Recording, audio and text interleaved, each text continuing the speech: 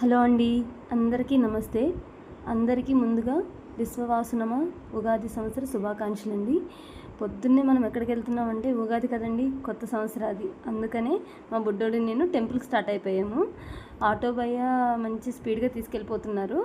So రోడ్లు కూడా మంచి విశాలంగా ఉన్నాయి. అందులోనూ పొద్దున్నే కదండి, రోడ్లు కూడా మంచి ఖాళీగా ఉన్నాయి. అందుకని ఆటో భయ్య కూడా మంచి స్పీడ్గా వెళ్ళిపోతున్నారు. సో మనం కాసేపట్లో టెంపుల్కి వెళ్ళిపోతాం. ఇది ఎంతో ఎక్కువ దూరం కాదు, మా ఇంటి నుంచి జస్ట్ ఒక 2.5-3 కిలోమీటర్స్ ఉంటుంది అంతే. ఆటో భయ్య మెయిన్ రోడ్ మీద నుంచి గల్లీలోకి ఎంటర్ అయిపోయామండి. గల్లీల నుంచి అయితే షార్ట్ కట్ అని చెప్పి ఇటు తీసుకొచ్చేస్తున్నారు. అదే మెయిన్ రోడ్ మీద నుంచి అయితే మళ్ళీ టెంపుల్ దగ్గరికి వచ్చేసామండి. ఇది టెంపుల్లో ఉండే రూటు. ఇక్కడే టెంపుల్ దగ్గరికి వచ్చేసామండి. ఇంకా టెంపుల్ లోపలికి వెళ్దాం రండి. ఈ టెంపుల్ గురించి చెప్పాలంటే టెంపుల్ అయితే మాత్రం చాలా చాలా బాగుంటుందండి. ఈ టెంపుల్ అంటే నాకు చాలా నమ్మకం ఎక్కువ. ఈ టెంపుల్లో మెయిన్ మనం టెంపుల్ లోపలికి ఎంటర్ అవ్వగానే లెఫ్ట్ సైడ్ ఏమో దత్తాత్రేయ స్వామి దర్శనమిస్తారు, కుడి పక్కన మనకి ఆంజనేయ స్వామి దర్శనమిస్తారు అనమాట. అండ్ ఆంజనేయ స్వామి వెనకాలేమో నవగ్రహాలు ఉంటాయి. ముందు మనం ధ్వజస్తంభం దగ్గర నుంచి చూడగానే శివుడు, అండ్ శివుని పక్కన వినాయకుడి పక్కన సుబ్రహ్మణ్య స్వామి, ఇలా ముగ్గురు కలిసి ఉంటారు. ఇటు చూడండి, మనం వినాయకుడి దగ్గరికి వచ్చేసాం. ముందుగా వినాయకుని దర్శనం చేసుకుని అప్పుడు శివయ్య దర్శనం చేసుకుందాము. ముందు వినాయకుడి దర్శనం చేసుకుందాము. ఇక్కడ ఆల్రెడీ ఇంకా అభిషేకానికి అవి ఏర్పాట్లు చేస్తున్నారు కాబట్టి మనం దర్శనం చేసేసుకుని శివయ్య దర్శనానికి వెళ్ళిపోదాం లైన్గాని. పంతులు గారు వచ్చేసారు, అదిగోండి అభిషేకానికి రెడీ చేసుకుంటున్నారు అన్నీని.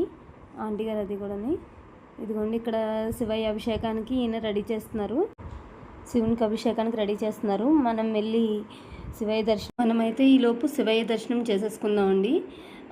చూడండి, ఆ విగ్రహాన్ని, ఆ శివయ్యని చూస్తుంటే అలాగా మనకి చూస్తూ ఉండాలని, దేవుడు అక్కడే స్వరూపమైనట్టు ఎంతలా ఆకర్షణీయంగా కనిపిస్తున్నారు చూడండి. ఇది బాలసుబ్రహ్మణ్యేశ్వర స్వామిది దర్శనం అయితే చాలా, అందరి దేవుళ్ళ దర్శనం కూడా చాలా బాగా జరిగిందండి. టెంపుల్ని చూసుకున్నట్లయితే కనుక చాలా బాగుంటుంది. బాలసుబ్రహ్మణ్య స్వామి పక్కన ఉమామహేశ్వర అమ్మవారి ఆలయం ఉంటుంది. అమ్మవారికి అలంకరణ చేస్తున్నారు, అందుకని చూపించడం కుదరలేదు, తలిపేసింది. కానీ టెంపుల్ని మాత్రం చూసుకుంటే చాలా ఆహ్లాదకరంగా ఉంటుందండి. చుట్టూ ప్రాంగణం ఏంటి అంతా కూడా చాలా విశాలంగా ఉంటుంది. మనసుకు కూడా చాలా ప్రశాంతంగా ఉంటుందండి టెంపుల్లో ఉన్నట్లయితేనే. అమ్మవారి అలంకరణ అయితే పూర్తయిపోయిందండి. రండి అమ్మవారిని దర్శించుకుందాము. అమ్మవారు అయితే చాలా నిండుగా ఉన్నారండి, ఎంతో అందంగా కనిపిస్తున్నారు. ఆ ఎర్ర చీరలో, ఆ దండల్లోని చాలా అందం వచ్చారు. అమ్మవారు చాలా నిండుతనంగా కనిపిస్తున్నారు. అమ్మవారిని ఇలా దర్శించుకుంటే చాలా బాగుందండి. సో అమ్మవారి దర్శనం మంచిగా జరిగింది. నేను అమ్మవారి దర్శనం అవ్వలేదేమో అనుకున్నాను, కానీ అమ్మవారి దర్శనం కూడా మంచిగా అయిపోయిందండి. రండి ఇప్పుడు ఆంజనేయ స్వామి దర్శనం చేసుకుందాం రండి. అదిగోండి, ఇక్కడ పంతులు గారు కూడా ఆంజనేయ స్వామికి అభిషేకం చేస్తున్నారు. ఇక్కడ అందరి దేవులకి కూడా ఒకే టైంలో అభిషేకాలు జరుగుతున్నాయి, గమనించారో లేదో. మామగారు అది దండం పెట్టుకుంటున్నారు, ఈవిడ అభిషేకం కోసం అనుకుంటా వెయిట్ చేస్తున్నారు. ఆంజనేయ స్వామి దర్శనం కూడా మంచిగా జరిగిందండి. ఇప్పుడు పక్కనే దత్తాత్రేయ స్వామివారి దర్శనం చేసుకుందాం రండి. సో ఈయన పంతులు గారు దత్తాత్రేయ స్వామివారికి అభిషేకం చేస్తున్నారు. దత్తాత్రేయ స్వామివారి దర్శనం కూడా చాలా బాగుంది. ఆ విగ్రహం చూడండి ఎంతో అద్భుతంగా ఉంది. అండ్ పక్కనే రావి చెట్టు కింద అవి నాగదేవత విగ్రహాలు, సర్పాలు ఉన్నాయన్నమాట. ఇక్కడ అందరూ వాటికి అభిషేకం చేస్తున్నారు. మనం కూడా దండం పెట్టుకుందాం. అండ్ తర్వాత ఇంకా మనం ఇంటికి స్టార్ట్ అయిపోదామండి. ఇక్కడితో దర్శనం చాలా, ఇంటికైతే వచ్చేసామండి. ఇప్పుడు ఉగాది పచ్చడి తయారు చేసేసుకుందాము.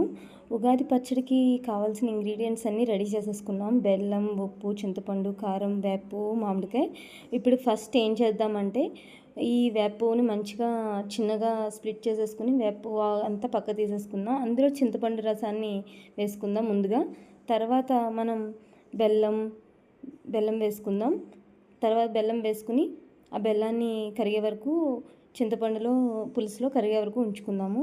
ఆ బెల్లం కరిగిపోయిన తర్వాత కొంచెం మామిడి ముక్కలు, ఈ మామిడికాయ పిందులు తీసుకోవాలండి. ఎందుకు పిందులు తీసుకోవాలంటున్నానంటేనండి, మామిడికాయ అనేది వగరును సూచిస్తుంది, చింతపండు అనేది పులుపుకు సూచన అయితే, బెల్లం తీపికి, కారానికి, ఉప్పు ఉప్పదనానికి, అలాగే వేపపు వచ్చేసి చేదుకి. ఈ 6 రుచులు కలిస్తేనే ఉగాది షడ్రుచుల పచ్చడి తయారవుతుందండి. మన పచ్చడి అయితే రెడీ అయిపోయింది, మన ఉగాది పచ్చడి. సో టేస్ట్ చేసేద్దాం. దేవుడికి ముందు నైవేద్యం సమర్పించేసి మనం టేస్ట్ చేద్దామండి. సో ఇది ఏదో సర్ప్రైజ్ ఉంది అని అన్నాను కదా, ఆ సర్ప్రైజ్ ఏంటంటే ఈ ఉగాదికి మేము ఒక కొత్త యూట్యూబ్ ఛానల్ స్టార్ట్ చేసామండి. ఇదేనండి మన సర్ప్రైజ్. మన యూట్యూబ్ ఛానల్ నేమ్ వచ్చేసి Lucky's tasty trials. Please do watch, subscribe, like, share. Thank you అండి. Thank you so much.